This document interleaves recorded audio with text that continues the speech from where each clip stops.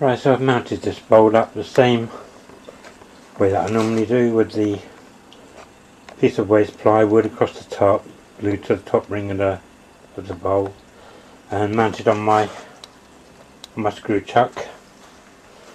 It's a screw chuck insert, and just a bit of support on the tailstock. Obviously there's a hole in the end of this bottom bit, so there's a piece of plywood across the hole. What I do with that, when I finish turning the outside, I'll drill the end of the bowl, the bottom of the bowl, and just put a plug in there, and then wait for that to dry, and then I'll turn my dovetail in the bottom. Okay, I'm going to get on, do the outside then. Right then, so what I've done, I've roughly turned this out, roughly turned this on the outside, and then I've gone down to the bottom, and I drilled a hole in the bottom with a Forstner bit, so that I can get a piece of dowel that I'd turned previously, glue that into the bottom to fill the hole, and then when that's dry tomorrow, I'll do the dovetail in the bottom of the bowl and turn it round. Right, so I've been working on this bubble bowl I've been making, and I've sort of got it roughly turned down now to what I need. So almost ready for sanding, but I'm just going to run my scraper over it, just to make sure that there's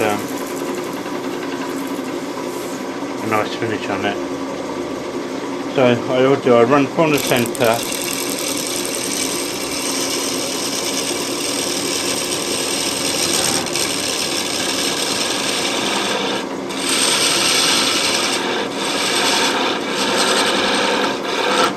into the dips,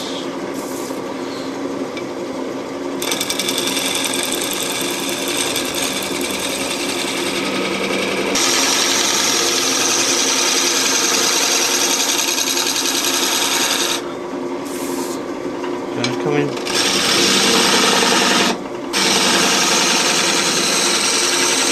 those parts, just scraping across the top.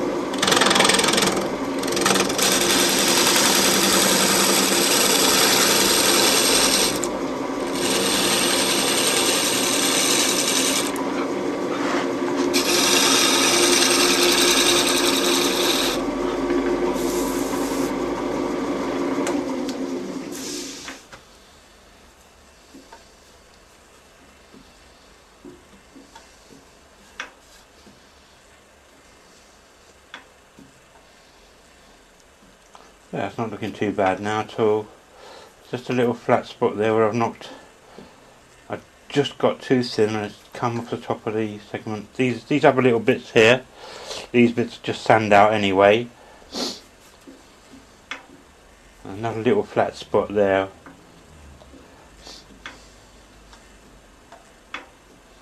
Right, so I'll just do a little tiny bit more on that and that should be okay.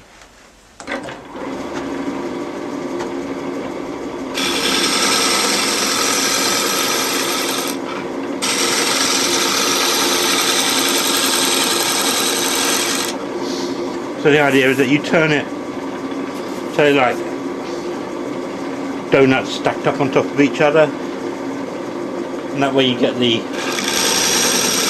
effect of the ring as you cut down through the layers.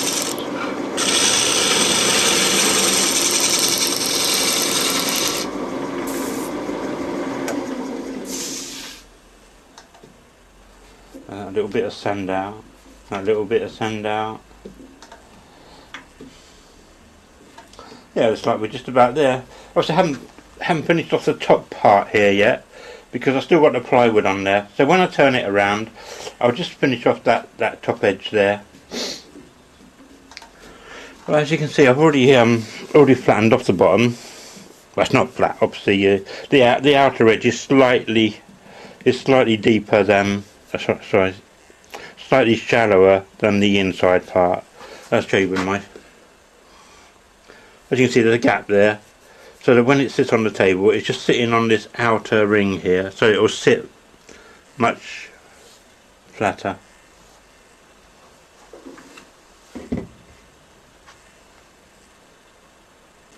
Right, so I'm just going to stand the bottom now and get ready for turning it around.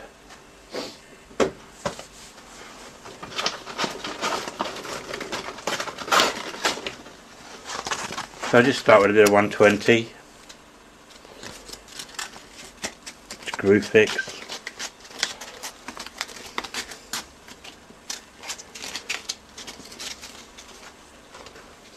start the machine up. It's on a low speed already. Obviously you don't want it too fast, you burn your fingers. So just move the rest out of the way. Yeah, that's a good idea. Just keep your sandpaper moving all the time.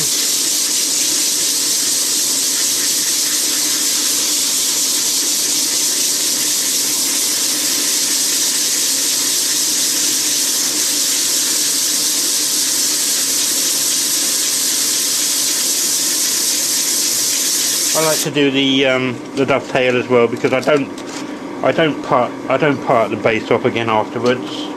I just leave the hole. I know there's a lot of purists out there that they wouldn't leave the hole. They'd put a blank in there to fill it, or they'd turn the bowl around again somehow. But I don't have cold jaws. I don't like messing about with glue chucks. Once it comes off there, it's not easy to get it centered again. So I leave it. There's somewhere to put my signature and the date. The date that the bowl was made.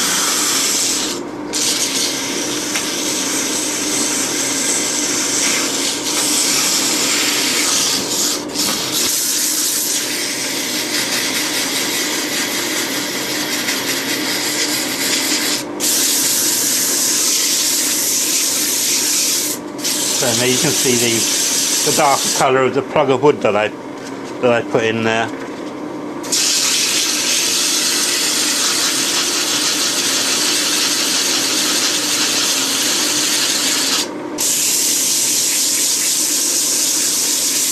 So I just do that a little bit more with the 120.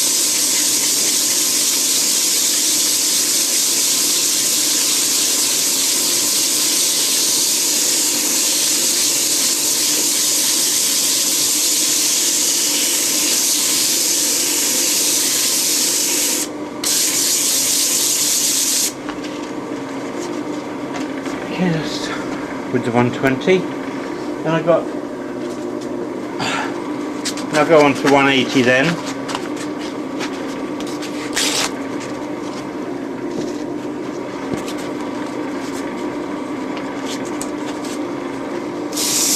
Save that other bit of 120 when I do the outside of the bowl.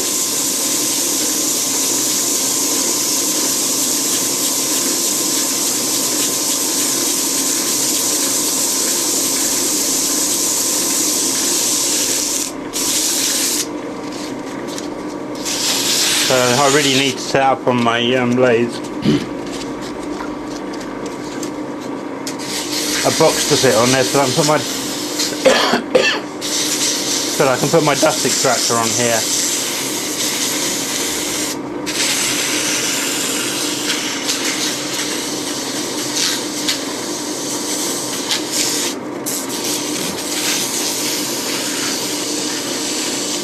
So I stand right into the corners.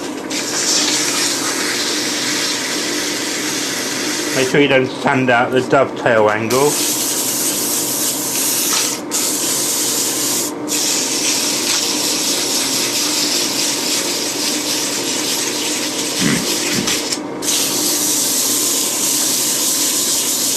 So my dovetail, I've got a I suppose it's just a chisel that I've actually ground down so it's got the right angle on it.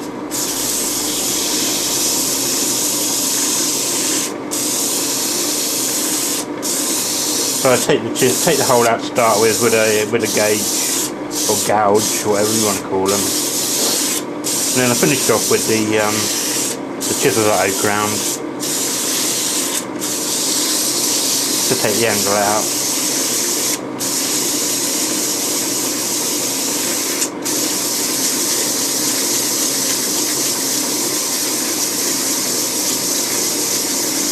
Okay, well that'll do for the 180.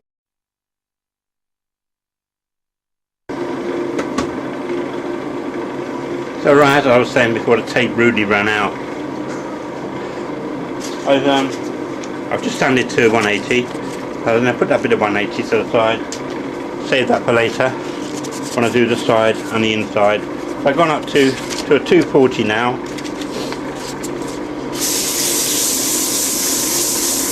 So to give that a bit of a sand with the 240.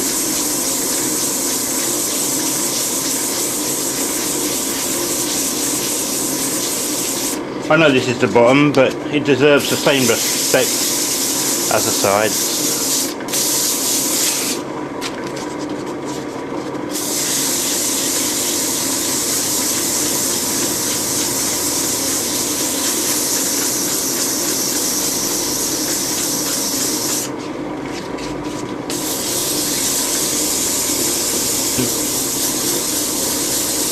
And a lot of people sand with an electric sander nowadays, but I can't afford one.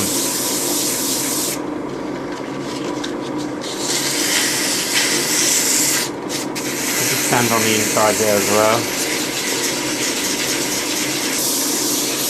Okay, so that's a 240 as well. So I'll put that to the side. Plenty of life in it still. And go on to the 400. I don't go any lower than 400. That's the finest I sand to. Some people have sand to 1,000, but what's the point really? I don't think it really improves the surface that much. I don't use sanding sealer or anything. I just sand to 400, then I use a wax blend on it, and it brings it out to a nice soft sheen.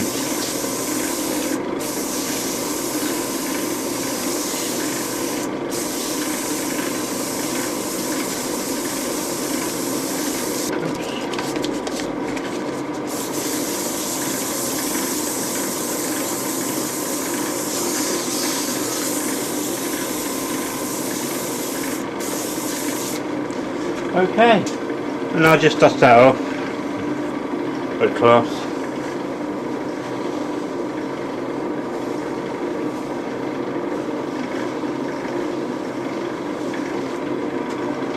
Right,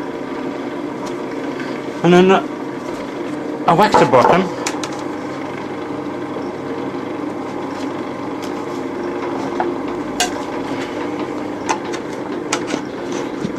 While I can see it.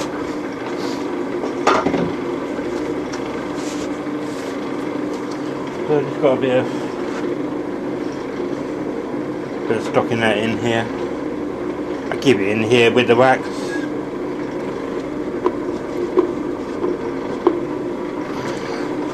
And I just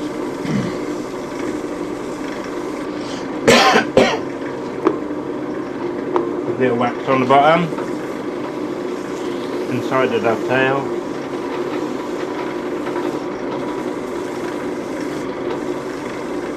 I don't know where the colours come out in the wood when you put a wax on it.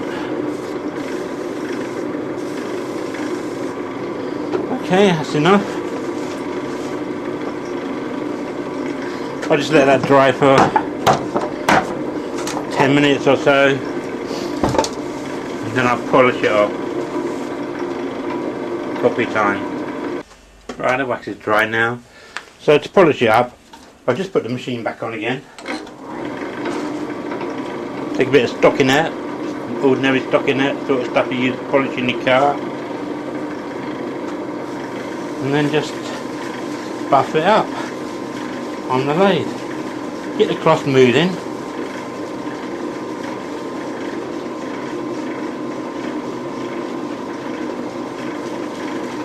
You can see it's already getting a nice sheen to it.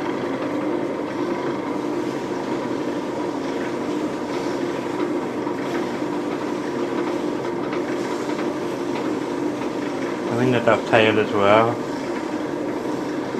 Did you get any wax that built up in the right in the angle of the dovetail there?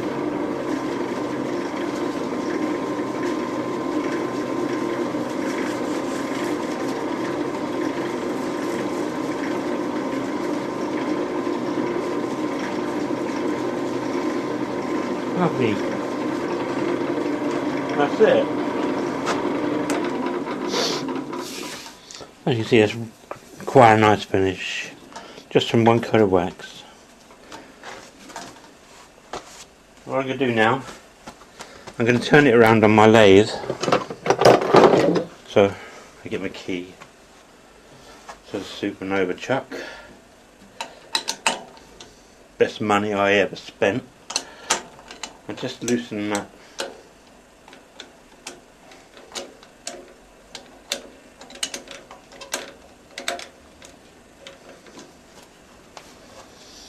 So you see I got the screw chuck in the end there that fits in my, just fits in the jaws of the vise, nice and snug,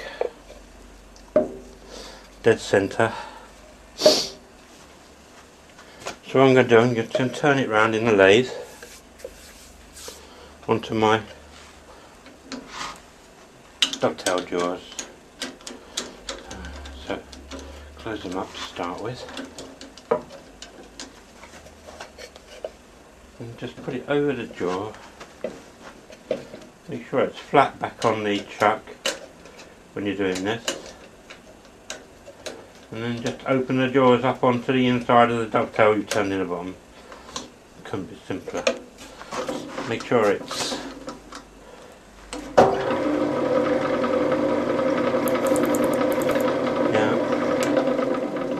nice and central.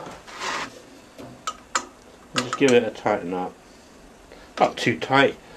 You don't want to start forcing the base of the bowl apart with it. But you know, just tight enough to hold it. And that should do the job nicely. So now what I can do, I can turn off this piece of plywood, but I take that out of there first. And now I can just turn off this piece of plywood and do the inside. Right, so turning off this piece of plywood, I just use my parting chisel, just right on the edge of the plywood there, so that I don't take any of the bowl wood away. Now you have to be careful when you're doing this, because it does tend to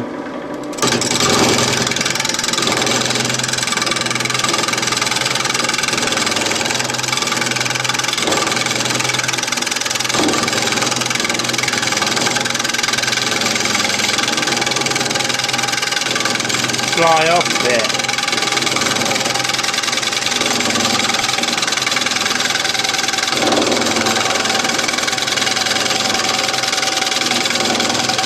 So I'll go on a good low speed.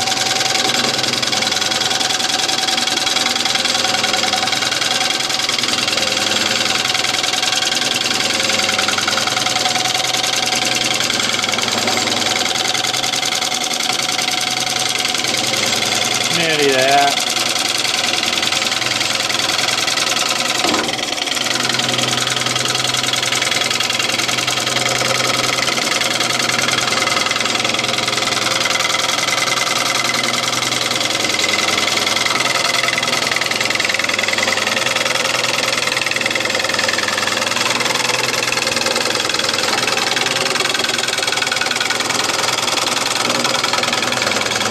Tell when it's going to come off because the noise changes.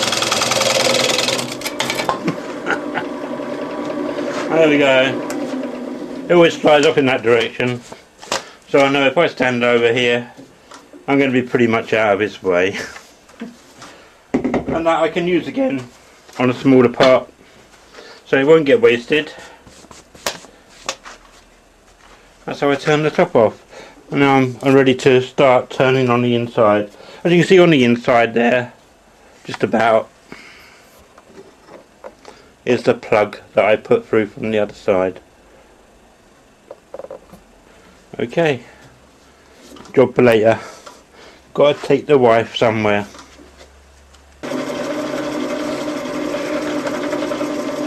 Alright, just start out. Get all the square edges off the inside of the bowl with my hole gauge gouge.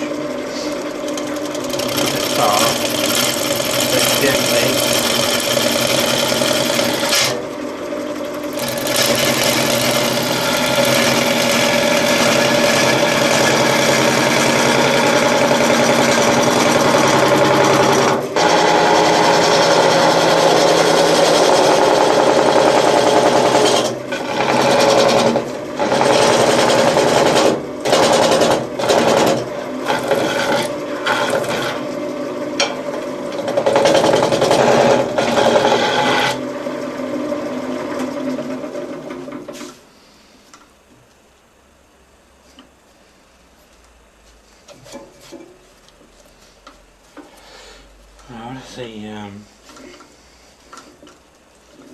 The sides pretty much all the corners off now,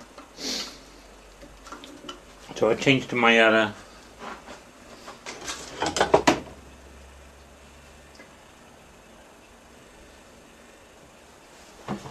tool, which is my Sorby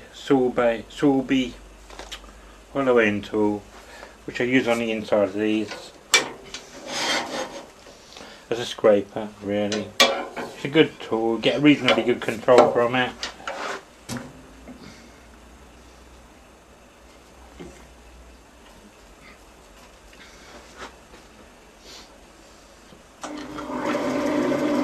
There we go.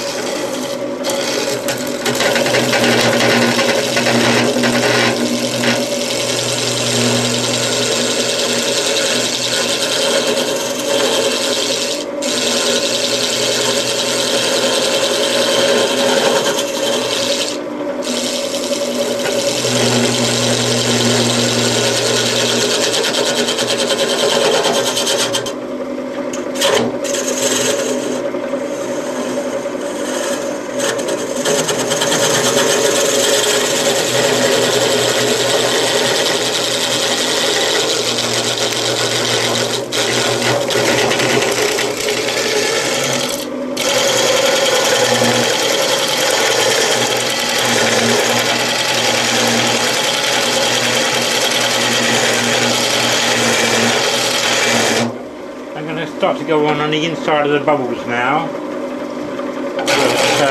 To be a ridged effect inside the bowl.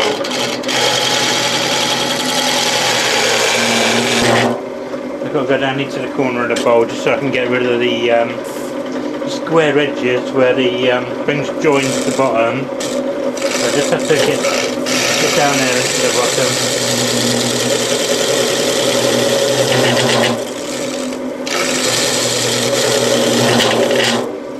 Go into the base of it, but the base is nice and thick. Always make sure I've got a nice thick base on the bowl so that I can go down a bit, so that I can work into this corner.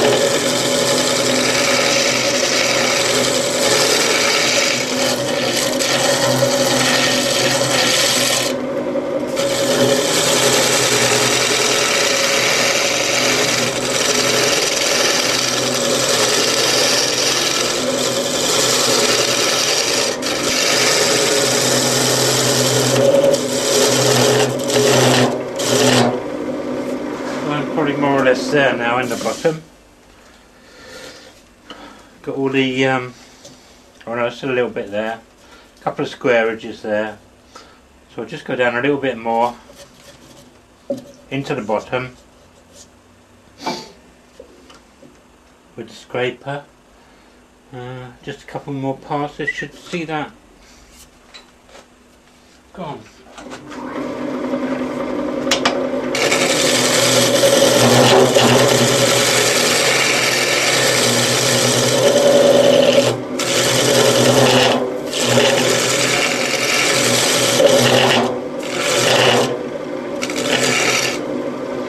Just be careful with any of the thicknesses anywhere.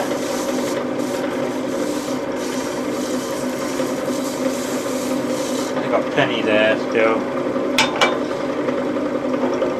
I'll probably just go down a bit more.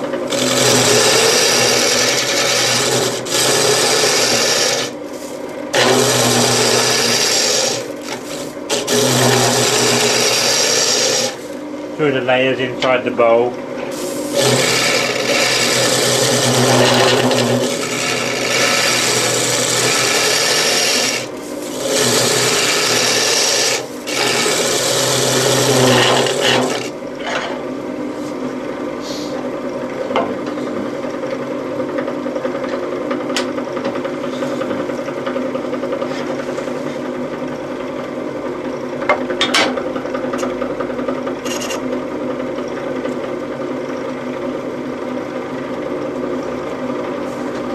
So the chisel I'm using, it's got the swan neck on it, but it's got a nice flat side on it, this side. And the idea is to try and keep this part just before the swan, if you can. So you've only got that much on support, it's just much before the swan on the tool rest. That way you're maximising your, just a little bit too close. Right. Maximising the amount of support you've got.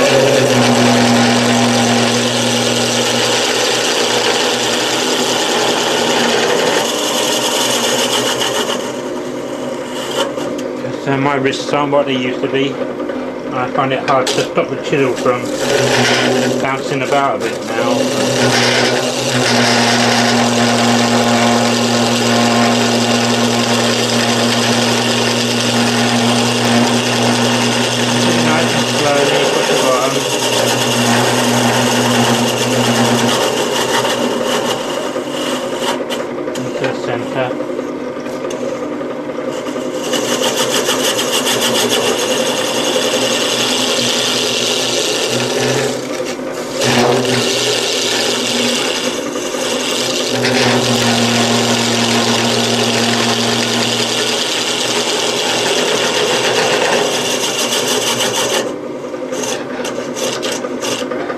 So what I'm doing, I'm just taking the base down now to the same depth as I took it down to on the outer edge, where I was getting rid of the square edge from the segments on the bottom ring. Not bad now.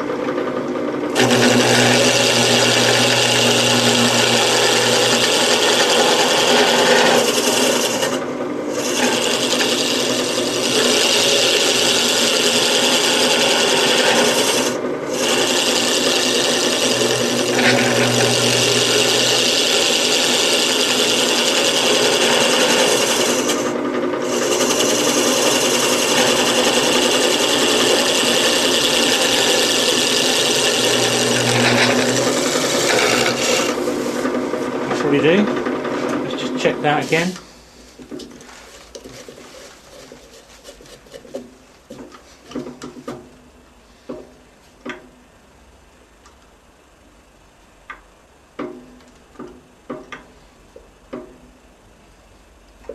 Yeah, that's all the square edge is gone now out of this corner here. The base is nice and even all the way across now. The bottom ring is just about right. Check the thickness, and maybe I could just go in there a little bit more. I'll be careful here because I've already gone down at an angle. But I probably could take a little bit off the ridge in the middle. See how I go. with the rest. I'm working on the outside ring now. Up there.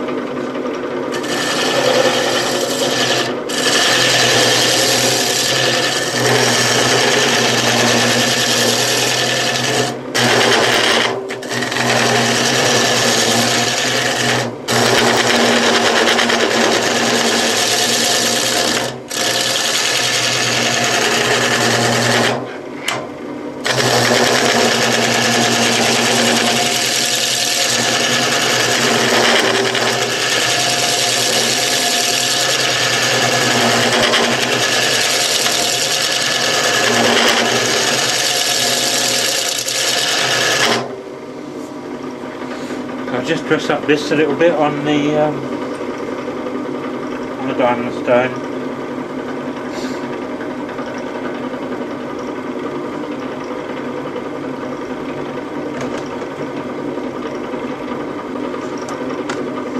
Right, so we're nearly there now on the inside. I've just trimmed up my for a little bit.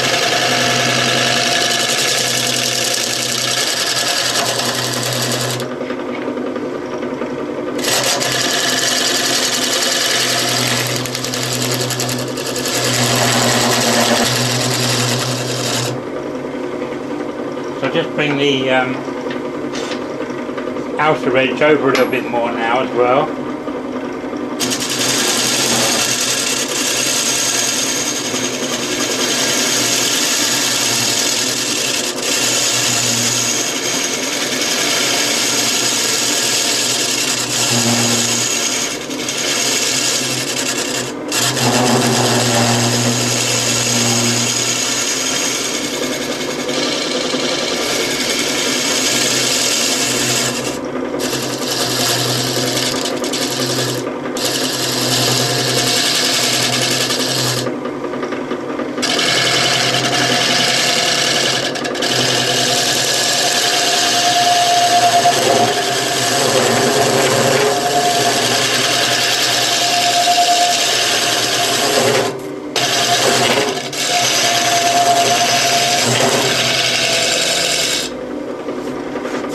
Let's see how it's going. Yeah, not too bad at all. You can see on the inside we're getting the pattern on the inside of the bowl, similar to the pattern on the outside. It's quite even there. So yeah. Not bad at all really. I think we'll probably say that that's okay for standing up now. Leave the bowl nice and heavy. Don't want to make it too thin really. Oh, maybe just take a little bit more.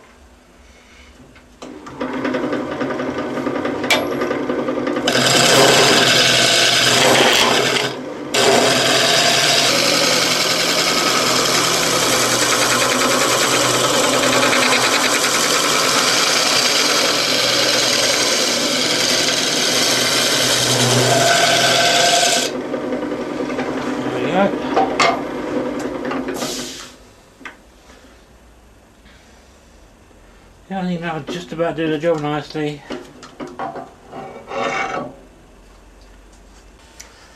Right, so I'm just going to start sanding this now. I'll just bring the camera in a little bit closer so you can pick up a bit more of the detail on the inside of the bowl. As you can see, there's like the reverse of the inside really, the outside on the inside. Now,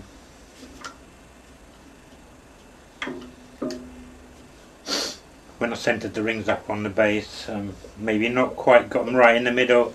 I mean, I've no doubt there's plenty of people out there a lot cleverer than me that would manage to get the, you know, these rings alternate colours on the insides. But you've only got to be a few millimetres out. There's only 1/8 of an inch, or just under 1/8 of an inch to play with really. So you've only got to be a little tiny bit out on the centering, and you lose the black and white effect on the outside. But I don't think I've done too badly. It's not too bad. That was still quite a good effect. People will wonder how you managed to stick all the little circles together. Anyway, on with the sanding. Right, so I've got this paper left over still from earlier on. So here we go. Do the outside first.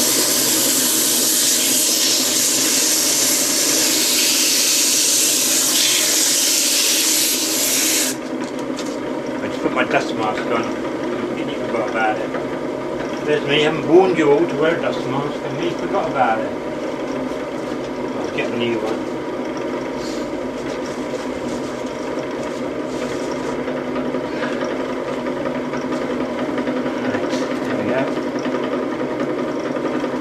Nothing fancy. I've got a fancy one, but it's not really comfortable to wear. So this one does the job.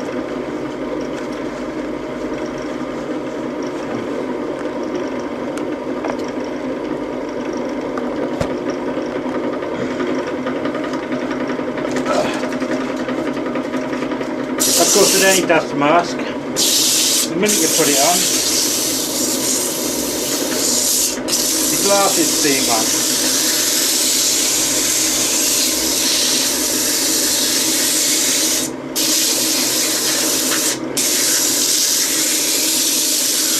So this is a 120 paper that I start with. I always start with 120.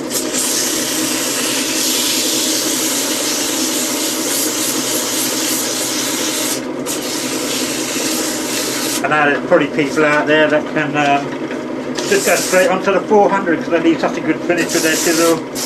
But I don't say that my turning's terrific. It's not. I've never had anybody really show me how to do it. It's what I picked up myself, really. I wouldn't say my technique's fantastic. It's not. Far from it. But I get the job done eventually.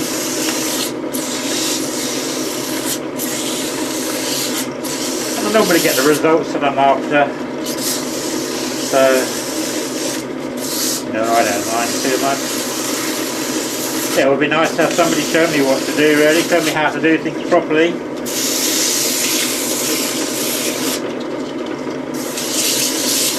But even on YouTube I notice a lot of the people, they're not really any better than me.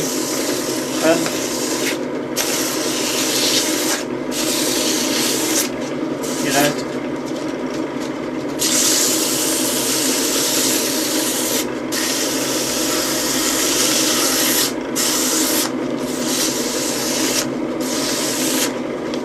are there really many people out there nowadays that can call themselves a professional wood turner? It's all done machines nowadays.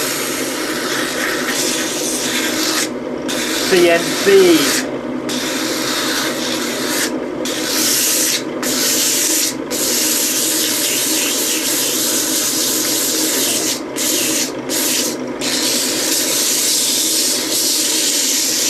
Alright, I'm going to continue sanding this now, and I'll go from 120 to 180, 240 and then on to 400. So I'll see you when I'm ready to put a wax on. Right then, that's all sanded up and coat of wax on there. Just wants a bit of buffing up now, but leave the wax to dry for 20 minutes or so and come back and buff it up. Well, it's not come out too badly. I'm a little bit disappointed in that the first lot of strips that I glued up, I really probably didn't clamp them properly. I was probably more intent on the camera than I was on clamping the things up properly. And I did have quite a bit of glue between some of the layers still, and it's actually where the glue is, the timber has been pretty unsupported and not been stuck properly, and little bits of it have flaked off as I've been turning it. I tried to sand most of it out, but the sandpaper catches on it as well. So it's not too bad. Next time I'll remember to tighten the clamps up properly when I'm gluing the strips up. Oh well, never mind. It's not too bad. It's a pretty nice looking bowl.